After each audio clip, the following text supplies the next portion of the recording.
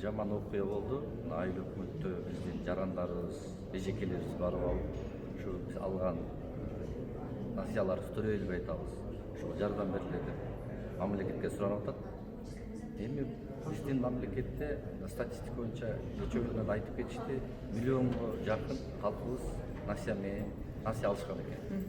Эми бул насыяны алганда адам өзү биринчиден ойлош керек.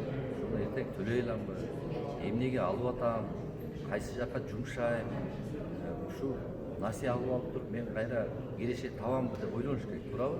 Ал деген насыяны биз таңуулап бербейт да. Эми насыя боюнча негизинде биздин жеке менчик банктардан көбү алышат.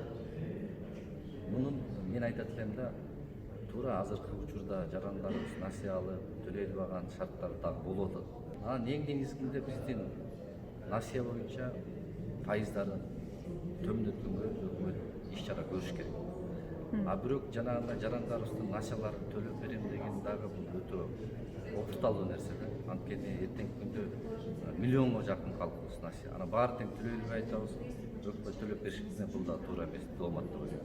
Ошон үчүн буну кылдаттык менен өкмөт жакшынакай карап, үстөк пайызын, ошо пайызын узартуу боюнча, ушулар боюнча жардам берсе болот.